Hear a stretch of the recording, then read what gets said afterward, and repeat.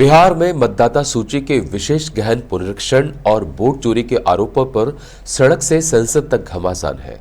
इन सब का जवाब देने के लिए चुनाव आयोग ने खुद रविवार को प्रेस कॉन्फ्रेंस की और राहुल गांधी के आरोपों को निराधार बताया और विपक्षी राजनीतिक दलों को वोट चोरी से जुड़े आरोपों के जवाब दिए।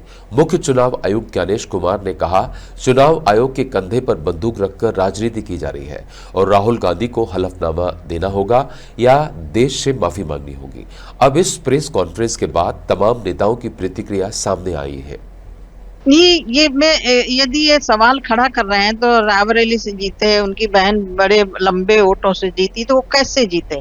सवाल तो फिर सबके ऊपर खड़ा होगा। 10 साल इनकी सरकार रही, हमने तो नहीं कहा कि वोट चोरी करके जीते हैं। जनता का जनादेश, एक तरह से जनता का अपमान कर रहे हैं। जनता जिसको वोट देती है, चुनती है। हम भी यहाँ प्रदेश में आ रहे हैं, हमारी सीटें भी आ रही है, मैं भी स्वयं हारी हूँ। तो हमने तो नहीं कहा कि समाजवादी पार्टी ने वोटों की चोरी की है। जनता का जनादेश है, उसको स्वीकार करना चाहिए। देखिए, लगातार देखने को मिल रहा है कि विपक्ष, खासतौर पे समाजवादी पार्टी, कांग्रेस पार्टी, राहुल गांधी जी खासतौर पे, ये लगातार लोकतांत्रिक ढांचे पे लगातार प्रहार कर रहे हैं। देश की जो लोकतांत्रिक व्यवस्था है, लोकतंत्र के प्रति, देश के संस्थाओं के प्रति लोगों का जो विश्वास है, उस विश्वास को कमजोर करने की नीयत के साथ कांग्रेस पार्टी और राहुल गांधी जी काम कर रहे हैं। ये बहुत गंभीर विषय है कि आप अपने देश की ऐसी संस्थाओं पे जिसके ऊपर इतनी महत्वपूर्ण जिम्मेदारियां हैं, उन संस्थाओं को सवालों के घेरे में आप ले आ रहे हैं। संदेह के घेरे में, अपने निजी राजनीतिक स्वार्थ के लिए उनको संदेह के घेरे में डालने से भी आप पीछे नहीं हट रहे। आप देखिए, कल जो भी आरोप राहुल गांधी जी ने लगाए, उसके पीछे का क्या तथ्य है, उसके पीछे का क्या थ्योरी है?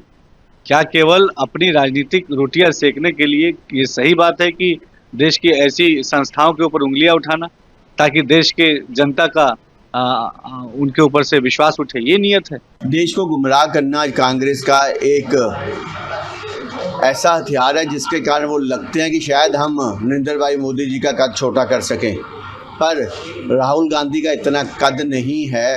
देश भर के अंदर उसको लोग हास्य पात्र समझते हैं।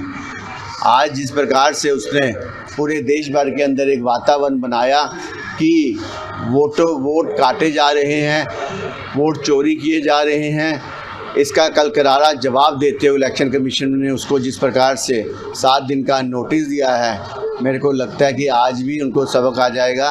देश के खिलाफ बोलना, पाकिस्तान की झोली में बैठना, चाइना की झोली के अंदर बैठना और बाहर के देशों में जाके अपने देश की खिल्ली उड़ानी, ऐसी कांग्रेस का नेता राहुल गांधी, उसको सुधर जाना चाहिए।